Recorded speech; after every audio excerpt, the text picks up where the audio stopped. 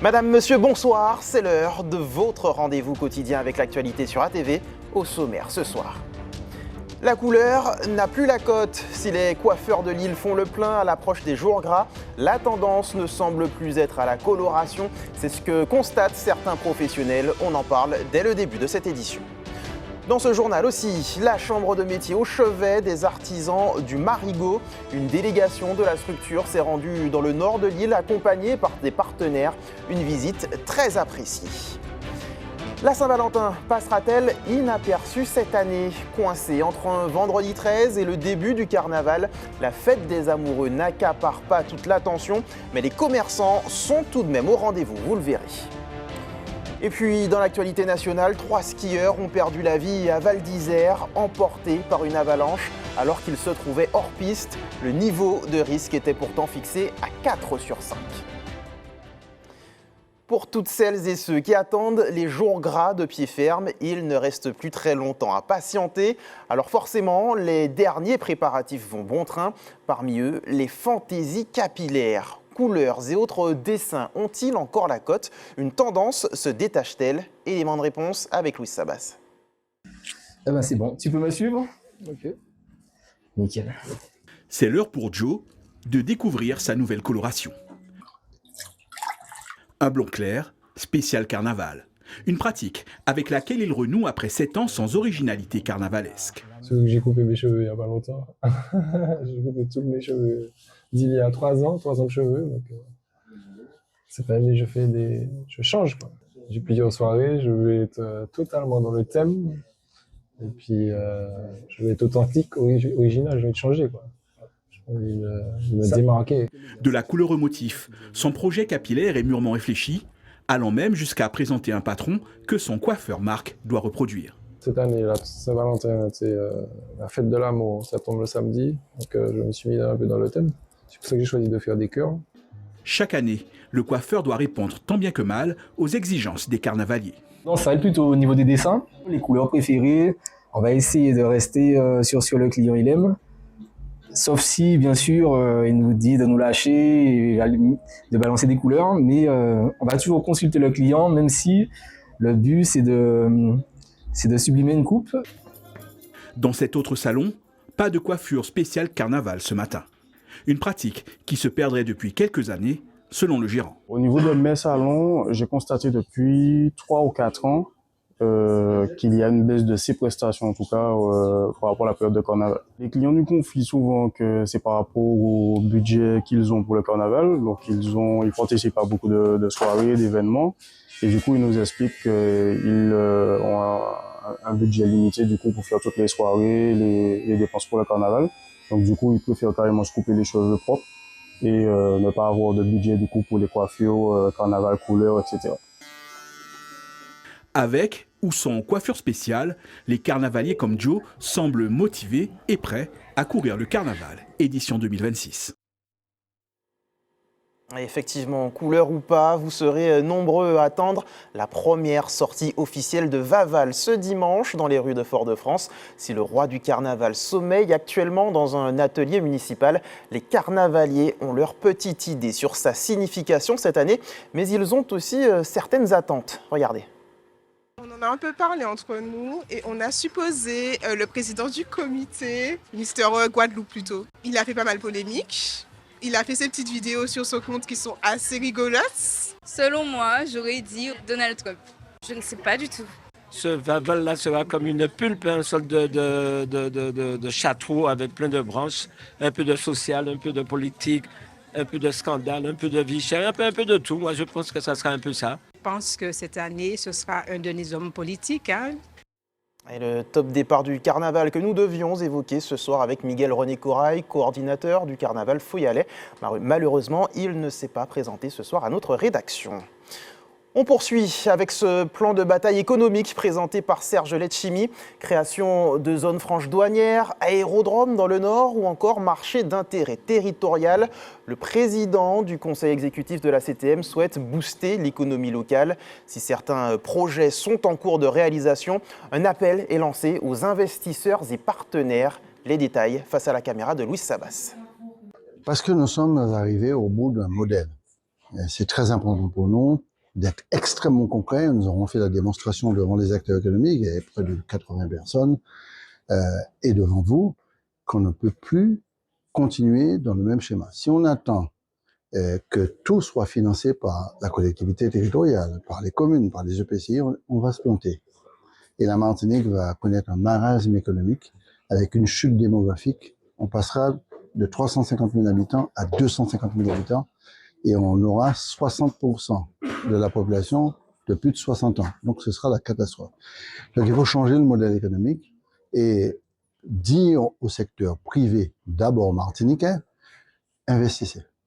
Mais pour rassurer les investisseurs du monde économique, il faut leur donner un cadre, il faut leur donner un cadre pérenne, le plus pérenne possible, et faciliter l'investissement. C'est pour ça qu'on a commencé par la création de la zone franche douanière.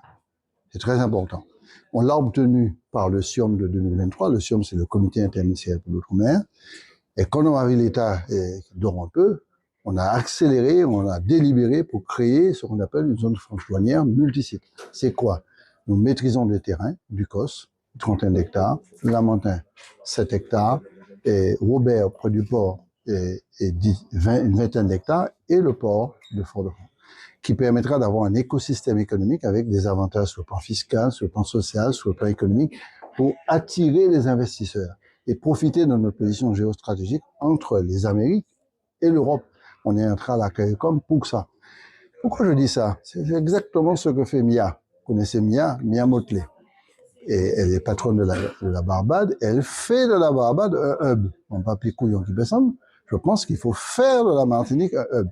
Mais pour cela, il faut cet écosystème que je viens de décrire pour faciliter l'investissement. Et il faut surtout maîtriser le foncier. On a réussi à faire ça et on est allé très loin à réaliser des opérations malgré le contexte budgétaire, avec tant sur le plan culturel que sur le plan économique, des bâtiments, des ouvrages qui vont être livrés dès cette année. Redynamiser l'économie, c'est aussi en ce sens qu'une délégation de la Chambre de métiers et de l'artisanat s'est rendue au Marigot. Accompagnée par ses partenaires et la municipalité, la Chambre est allée à la rencontre des artisans de la commune, des professionnels qui se sentent parfois oubliés. Dorian Cayuela y était. Être au plus près des artisans, c'est affirmer la volonté d'agir concrètement pour le développement économique de notre territoire. Cet entrepreneur touché par cette démarche réaffirme sa conviction que l'union fait la force et que c'est ensemble que se construisent les réussites durables. On sent que les choses avancent plus groupées. Donc en fait, on a un certain nombre de contraintes avec la Chambre des métiers. Donc comment on va faire pour utiliser leurs artisans dans nos entreprises, comment on va faire pour voir avec le maire comment on peut organiser l'aménagement territorial pour pouvoir intervenir sur un certain nombre de dossiers, notamment l'aménagement touristique, voilà. Et c'est surtout l'occasion de se voir et se rappeler qu'ensemble on est plus fort et qu'ensemble il faut qu'on travaille ensemble. Et c'est vraiment ça, aujourd'hui la Chambre des métiers se donne des moyens, donc il faut qu'on profite des moyens de la Chambre des métiers. Pour cette coiffeuse, cette visite a été une agréable surprise. Travaillant seule, elle explique qu'il lui est difficile de s'absenter ou de prendre des congés. Elle souhaite aujourd'hui pouvoir recruter afin de développer son activité et gagner en sérénité. Si, ça m'a fait du bien. Oui, ça m'a donné un peu d'espoir et j'espère que ça va un tout petit peu changer la coiffure. De quoi vous aurez besoin là, actuellement J'aurais bien aimé avoir quelqu'un pour travailler avec moi, pour me soulager un tout petit peu, parce que finalement, je suis tout le temps au salon. Je suis obligée de rester tout le temps au salon, alors 24 heures sur 24. J'ai pas de congé, effectivement. Je suis obligée d'être là pour payer surtout les fournisseurs, les charges, le RSI, surtout. Du côté de la délégation, la défense et l'accompagnement des artisans sont essentiels car ils participent activement à la vitalité économique et à la survie des petites communes. Pour bien défendre les artisans, il faut bien les connaître. C'est un message que je répète régulièrement à mes élus et qui sont venus aussi donc, sur le terrain. Nous allons à leur rencontre pour connaître leurs problématiques, leurs difficultés, mais aussi leurs réussites. Et ce matin, on a vu beaucoup d'artisans fiers de leur travail qui ont réussi à s'installer sur le territoire du Nord Martinique, Nord Atlantique, le Marigot. Et pour nous, c'est aussi rassurant de voir que l'artisanat, il est utile partout. Une visite placée sous le signe de l'écoute et du partage qui rappelle que derrière chaque entreprise, il y a une énergie et une passion qui méritent d'être soutenues. Dans l'actualité aussi, vous l'avez sans doute noté, nous sommes le vendredi 13 février, une date souvent associée à diverses superstitions. Et pour vous, que représente-t-elle? Dorian Cayuela vous a posé la question. Ce genre de jour-là, beaucoup de gens jouent, puisque chaque personne pense que c'est le moment de faire quelque chose pour pouvoir sortir de la misère. Les gens viennent, là, les consommateurs ont leurs heures, ils ont leurs habitudes, c'est pas ça qui va leur dire de sortir ou pas. Au fait, celui qui va jouer 2 euros ou 3 euros, il va jouer 5 euros avec l'apport de ce gain qui n'est pas là pour tous les jours. Et puis il y a aussi le mysticisme autour du 13. Je pense que c'est vraiment vendredi 13 en priorité. Donc c'est là que tout le monde joue en général, et dont moi. Donc je ne joue pas toute l'année, mais là en l'occurrence aujourd'hui, j'ai préparé ma feuille, j'y vais après le boulot. Je pense que ça porte chance, donc aujourd'hui je vais tenter ma chance. D'accord, et qu'est-ce que tu vas faire alors? Euro-million, normal, j'ai envie de changer de vie. Bonne chance à tous, et puis voilà. Autre rendez-vous de la semaine, demain l'on célébrera la fête des amoureux, et oui, coincé entre le vendredi 13 et le début officiel du carnaval, la Saint-Valentin passerait presque inaperçue cette année.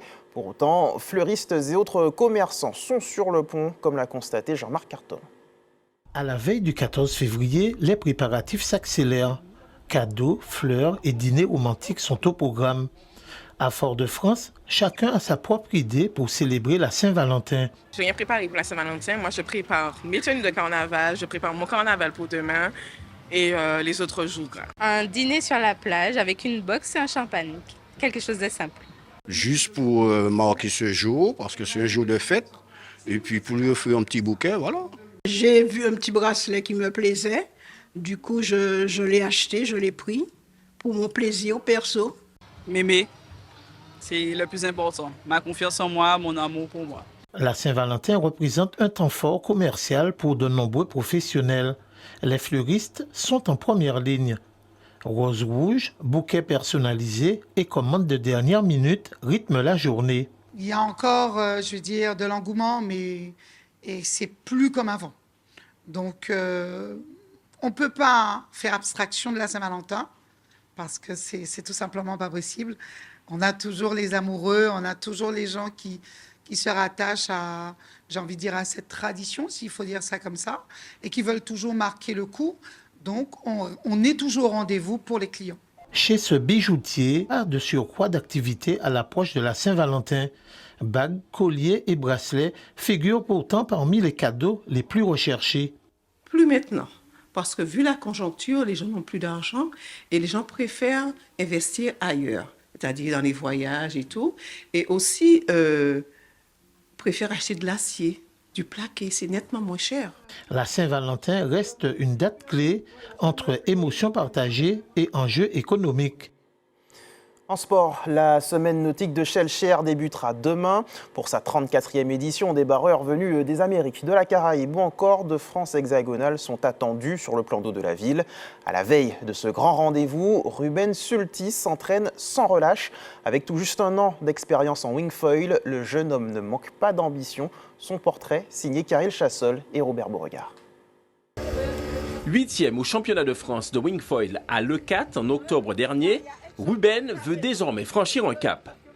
Pour progresser, il s'entraîne aux côtés de Thomas Proust, membre du top 10 mondial, et de son équipe, venue de La Rochelle. C'est une occasion de progresser avec une équipe qui marche très bien. Et aussi d'apprendre de nouvelles choses, parce que c'est vrai que ça fait pas très longtemps que je suis sur ce support.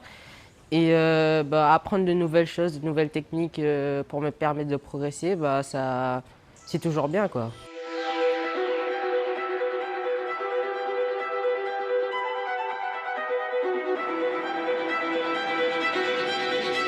En Martinique, après 3 manches disputées, il domine le classement scratch. Pas question de lever le pied. Avant la semaine nautique de Shellshare, il multiplie les confrontations dans la baie du Robert sous l'œil attentif de son entraîneur. Il y a beaucoup d'axes de travail à aller chercher pour progresser, pour faire évoluer le sport. Vu que c'est tout nouveau, ça fait un peu plus de 6 ans que ça commence. Donc faut trouver des pistes pour progresser le plus vite possible. À l'entraînement, il se mesure notamment à Adam Humeau, 3e au championnat de France. Franchement, il a un bon niveau. On n'avait jamais navigué ensemble, que en optimiste. Mais franchement, il a un très bon niveau, je trouve. Prochaine étape, confirmer ses progrès en compétition et se rapprocher du haut niveau.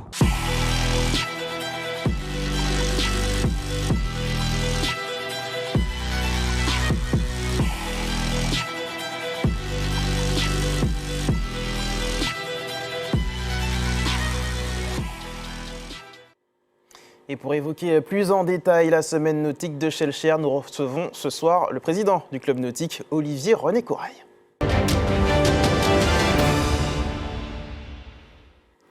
Bonsoir Olivier René Corail. Bonsoir. Merci d'avoir accepté notre invitation.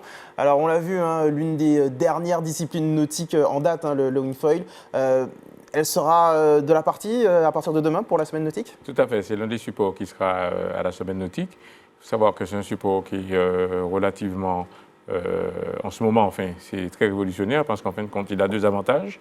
Le premier avantage, c'est que le coût. Donc, parce qu'il faut savoir qu'il y a un autre support qui est le wind foil, donc c'est la planche à voile avec le foil, donc c'est pas le même coût. Et surtout, c'est un support aujourd'hui où il y a de nombreux athlètes. Enfin, je vais vous dire, en Martinique, pour la semaine nautique, dont le champion du monde. Il y a 2 champions du monde et un champion d'Europe. Et il y a un super plateau français. Donc la semaine nautique du 14 au 17 février. Quelles sont les autres disciplines que nous allons retrouver sur le plan d'eau de Schellcher? Alors il faut savoir que c'est un événement qui est très particulier. Je ne pense pas que ça existe ailleurs parce que c'est un événement où on regroupe plusieurs disciplines, plusieurs supports. Donc il y a l'optimiste, il y a le laser, ce qu'on appelle l'ILCA, les planches à voile. Il y a également l'optimiste. Donc dans le optimiste, il y a plusieurs. Il y a le minime, Benjamin. Et il y a aussi donc les supports foil, donc le wind foil et le wig foil. Donc 34e édition, on peut dire que c'est un rendez-vous vraiment ancré finalement à Schellcher. Quelle est l'importance chaque année de revenir avec ce rendez-vous? Vous savez, chaque année, je me bats avec toute mon équipe pour que cet événement perdure. Et je vous dis, cette année, on sera à peu près 150 sur l'eau. Avec l'organisation, on sera non loin de 210. Et chaque année, j'ai toujours plaisir, c'est un président heureux qui vous parle, à faire cet événement. Donc pas de carnaval pour vous, vous serez sur l'eau? On sera sur l'eau, mais bon, le départ c'est 9h, donc ils peuvent dans l'après-midi participer au carnaval à Fort-de-France. Alors vous avez énuméré quelques disciplines. Quel est quel état des lieux peut-on dresser sur la voile en Martinique actuellement? Y a-t-il concurrence avec la voile traditionnelle ou plutôt une synergie? Non, je pense que c'est une synergie et c'est complémentaire.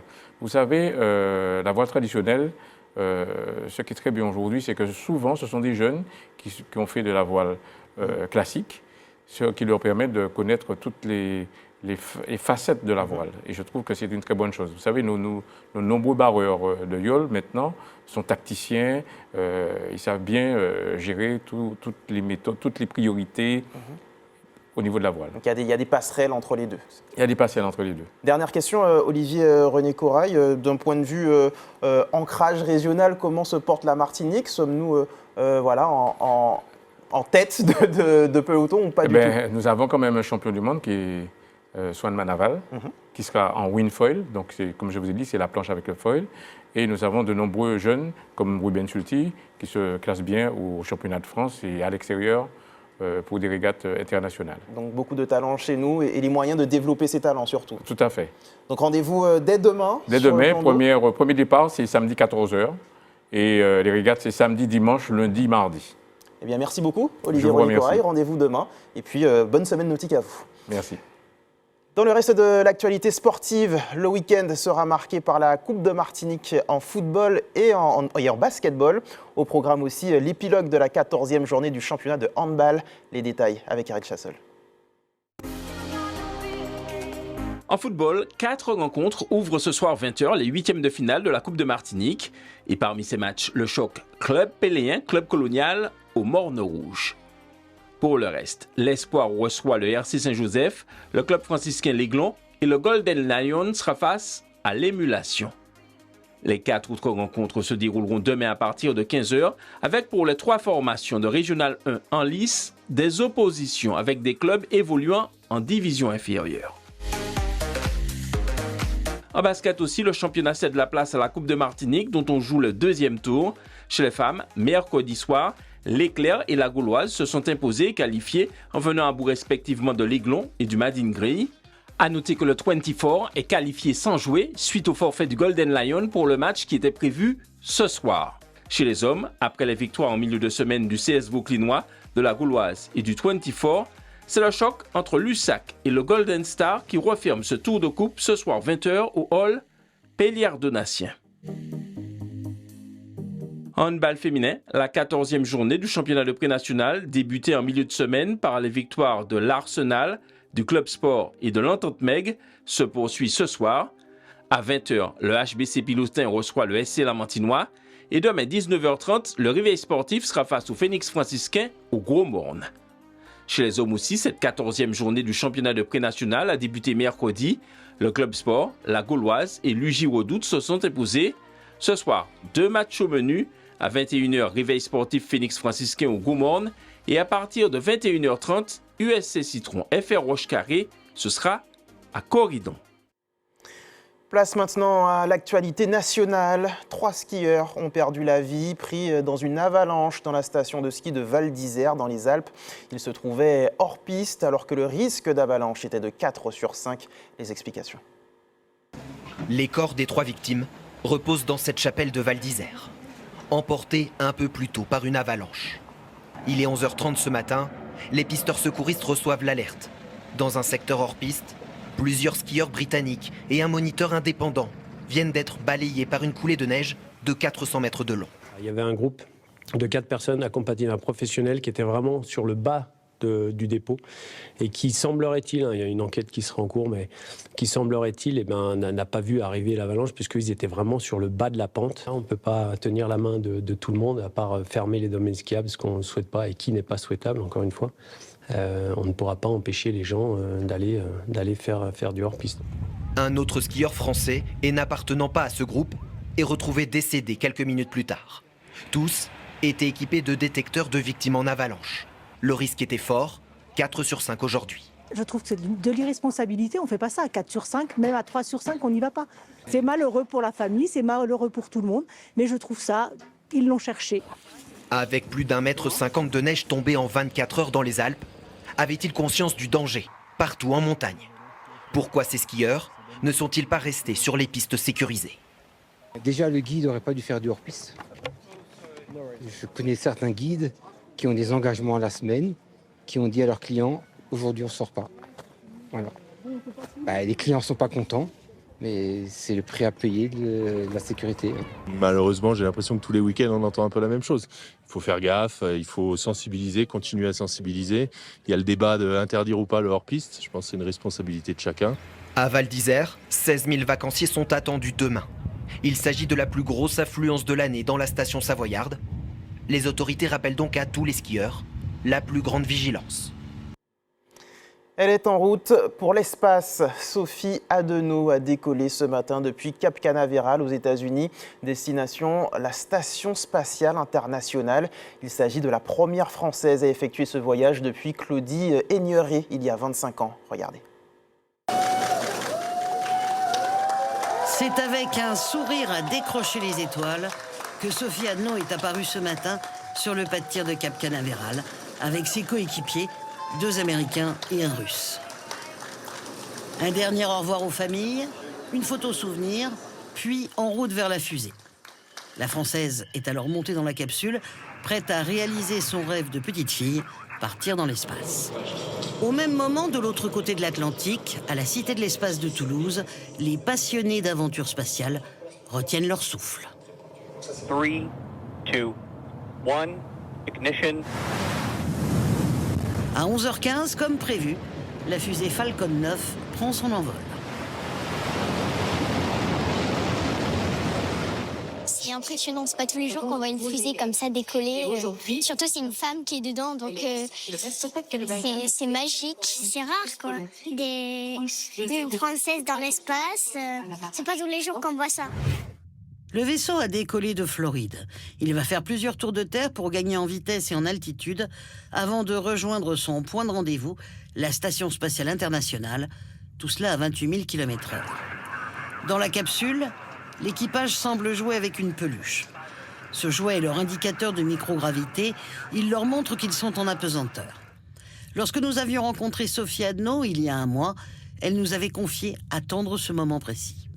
J'imagine ce moment où je vais enlever mes sangles et décrocher ma ceinture de sécurité, finalement, en quelque sorte. Hein, c'est un harnais 5 points. Et je vais flotter pour la première fois. Là, oui, ça va être un grand moment. L'arrimage à l'ISS est prévu demain à 21h15. D'ici là, Sophie aura largement le temps d'admirer la vue. Partons à présent à La Réunion, où le piton de la Fournaise est entré en éruption pour la 2e fois depuis le début de l'année. Une vingtaine de randonneurs ont été surpris sur les flancs du volcan. 3 d'entre eux ont dû être évacués par hélicoptère. On fait le point. Ce matin, alors qu'ils randonnent sur le piton de la Fournaise, le volcan prend tout le monde par surprise. Des fumées commencent à s'échapper. Ils se réveillent. Scène de panique, ils sont plusieurs dizaines, à quelques mètres seulement des geysers de lave. Ouais, plusieurs geysers qui partent en même temps, et vraiment un gros bruit, comme du vent, mais vraiment fort. Donc c'est là qu'on a compris qu'il y avait vraiment un problème et qu'il fallait faire demi-tour. Pourtant, aucune alerte n'avait été déclenchée. Les secours eux-mêmes ont été pris de court. Ils parviennent à se rendre sur le volcan pour évacuer d'abord les blessés, dont Ananda. Là, j'ai eu peur, j'ai eu peur de mourir, j'ai eu peur de ne pas retrouver ma famille, de ne pas revoir mes amis. Un événement rarissime qui rappelle que le volcan, même très surveillé, peut encore réserver quelques surprises. Et ce n'est pas Guy Payette, pilote d'hélicoptère depuis 25 ans, qui vous dira le contraire. Il y a toujours cette sensation d'être émerveillé et d'être un peu surpris en même temps et ébahi devant ce spectacle magnifique. Survoler les fissures incandescentes, capturer les premières images de ce géant, une passion pour Jonathan, chasseur de lave. Mais celle-ci, elle a un petit quelque chose en plus. En étant juste au-dessus du volcan, on a un petit peu cette proximité-là qui procure justement la chaleur. Pourtant, on est bien plus haut que le volcan. Une éruption qui marquera très certainement les annales du piton de la Fournaise. Avant de se quitter, je vous rappelle la principale information de ce journal. Les colorations capillaires ne semblent plus avoir la cote. À l'approche des jours gras, les salons de coiffure font toujours le plein, mais les professionnels remarquent un changement de tendance. Et puis, dans l'actualité nationale, 3 personnes ont perdu la vie à Val d'Isère, emportées par une avalanche alors qu'ils se trouvaient hors piste. Le niveau de risque était pourtant fixé à 4 sur 5. Ça y est, c'est la fin de cette édition. Merci de nous avoir accompagnés tout au long de la semaine. L'actualité continue sur nos réseaux sociaux et notre chaîne YouTube. Demain, retrouvez le Journal des Territoires et dimanche, le JT de la semaine présenté par Ryan Anias. Quant à moi, je vous donne rendez-vous lundi 19h à suivre Danse avec les stars. Passez une excellente soirée sur ATV.